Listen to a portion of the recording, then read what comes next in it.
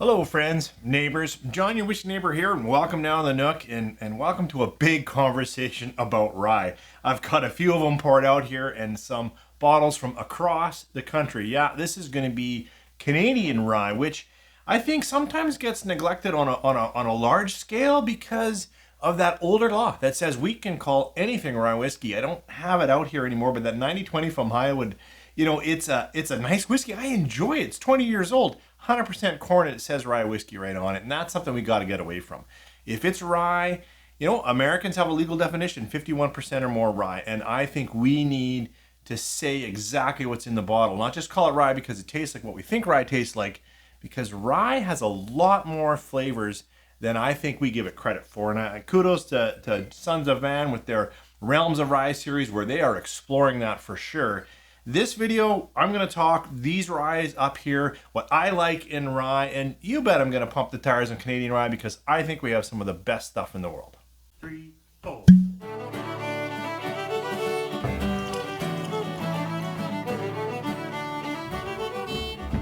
Well, thanks for joining me and staying with me, and hopefully you pour a little bit of rye. Some Canadian rye would be best.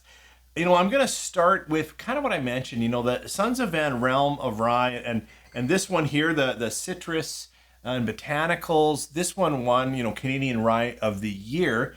And I think it might have beat out its neighbor, which is actually my favorite. But, what's awesome, and I'll put it on the bottle can, but it's not the one I poured out. So I want to put this one on the bottle can so you can see it, this was the second Realms of Rye release. Yeah, they're cask strength.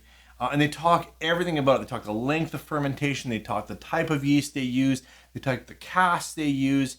And then they have a little bit of a flavor profile. I'm not even sure if that will come out on the camera. If it does, I'll use it. And if it doesn't, I'll just say one of the reasons I think why Sons of Van is doing this Realms of Rye is to explore rye, explore its grain, and say, depending on how you treat it, ryes can have a wide variety of flavor profiles. They're not just hot, spicy, grassy dill pickle.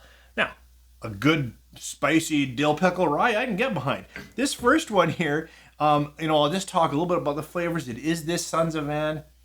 It's such a rich nose.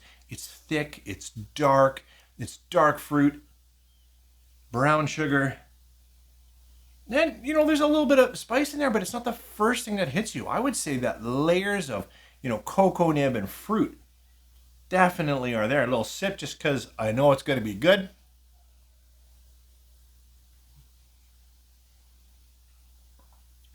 I haven't had a lot of this. And whoa. Okay.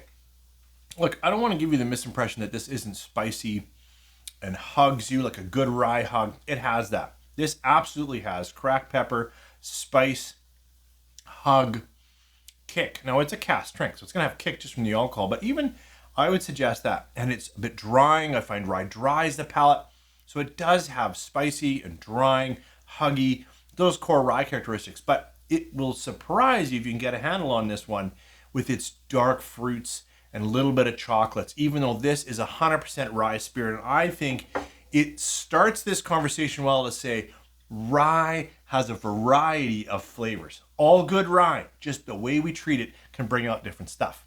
So moving down the rye palette, I actually am going to stay in Sons of Van, but I'm going to look at this one. Now, this is a cask strength version, what I believe is their first always on the shelf release, which I really want to get a handle on, because every time I talk about Sons of Van, and I know they do their stuff well, no one can get it because it's such limited bottle releases, and it really hurts me to talk about it. But this, this is the cask strength first crack of creme brulee. Man, I love their fun names. But I believe this is like the cask strength version of what they now have on the shelf everywhere, which is like is it a 20 or 25% wheat? But they put a significant amount of wheat, and they call it a wheated rye.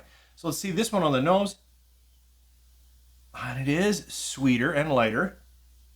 Yeah, this one's got all kinds of dark. It still has a bit of I think it's a house style from Sons of Van. It's still got some bit more character than just a sweet rye, but I'm going to take a sip. Cheers.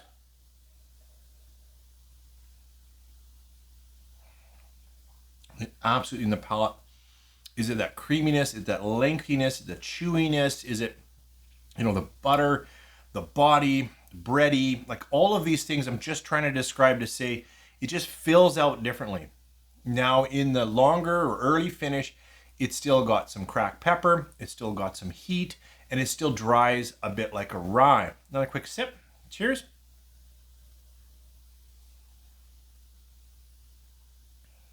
Yeah, I really want to get a hold of their other one because it does taste a little bit sweeter. Got a little bit more confectionery, icing sugar, white sugar in the front palate, which I totally am not getting on this other realms of rye. So this one could be, what does the addition of another side grain like a 20 or 25% wheat create? Now it's still cask strength, it's still hot, my tongue is still going, whew, that's a lot, fair enough. But I'd like to know how their current release is out. So we've gone to, just a real character of rye. Now we've tried wheating rye, and I'm going to go over to Saskatchewan next.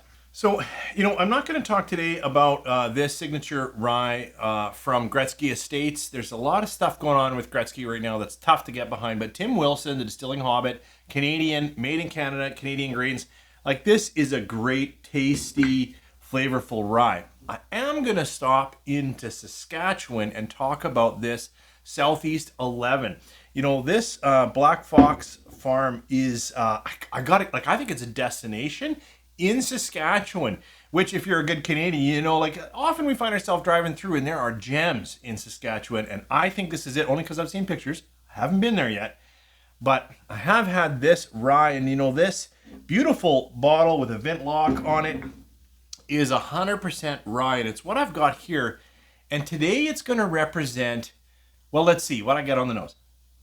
Yeah, and this is when we do talk grassy and menthol and mint and pickle, you're going to get that in this rye. This rye, they've let that grassy nature. I mean, rye is a grass. It's a grass grain, and this one is like that. It's been harvested. I'm out in the fields, and I'm getting that, that impression of field grass, and absolutely, and a little bit of like sourness, like that pickling that we talk about.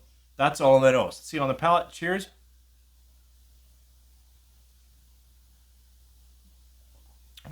But it's wow. Oh, that's nice in the palate though. It is now a little bit of fruiting, a little bit of roundness, a little bit of smooth on the candy.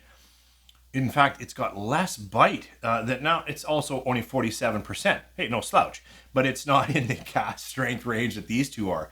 But coming after the cask strength, sure, I chased my palate away, but it is actually far more coating and sweet and relaxed. It's not till the far finish that I get that classic drying rye. But the nose represents that kind of rye for me. It's 100% rye grain. Just like where I started, this was 100% rye grain, but they couldn't be more different. No, seriously, like the fact that these are both 100% rye talks to you about the differences you can get in quality rye releases depending on how you want it to taste. So that is the fermenting length, the type of yeast, the way you run your distillate creates really different flavors. So I can't drink through all these bottles on a video like this, and it's too bad because I would like to be stopping in on Lot 40. I have to say that I'm going to put the regular Lot 40 on the bottle cam and talk to you a little bit about Lot 40. From all the big houses, well, not quite. I'm going to end with a big house, Alberta Premium, but this is one of the big houses that I believe is doing rye well. Dr. Don Livermore, I think, really dials this in and knows his stuff. They start with column, they go to pot still, and he dials in and he talks about exactly where they keep the fruit notes in that pot distillation, letting the heads go, keeping the hearts, dumping back the tails, and keeping just the fruit notes they want, and not dialing in some of the other stuff. And he talks science in a way that I actually can follow, but then I forget. So it's crazy. But I have to say, for a regular rye, it's on the shelf everywhere, and I can't recommend it enough. Now, if you haven't had the dark oak, I recommend it more. It's sitting around 48%, well, it's sitting at 48%, and it's been, recast in a number 4 oak, and it picks up more oak. And I think certainly if you're here thinking, I want some American ryes, fair, but this is a Canadian rye that I think stands up, and that extra oaking, you're going to be totally at home with that dark oak, a solid recommendation. I wish I could talk, Don here, not Don Livermore, but Don, like this Last Straw Rye is excellent. And I actually like their cask strength a little bit more. It also leans a little bit into that grass, but it's got a really nice body. And I'm not even talking about this out in New Brunswick, which is what I should have done. So I could have gone across the country. I've done BC and Saskatchewan. But this one has some barley. And it would have been nice to pour it against this wheat to say, look, because it's 20% or 25% barley instead of wheat. So it really would have been nice to, maybe I'll shoot that yet to compare these two. Here's rye with wheat. Here's rye with barley. How does that taste difference? For me, this one rounds it out. It's a little nutty. But I am going to talk to you about this Alberta Premium Cask Strength. Well, it's also one that's available everywhere. And for my taste, it does something different. Now, I don't really like their regular Alberta Premium. Like, I don't know, it's not just percent, although this one kicks you around at 64 and some percent. But there's something about the Cask Strength series that I appreciate so much more than the regular Alberta Premium. It's still new oaks, but there is some used oaks, I think, in here. And it's a mix, I think, older and younger ryes. I don't know enough, but this, the reason why I put it up here is exactly for what I'm getting on the nose. This is red candy apple, cinnamon hearts, sweet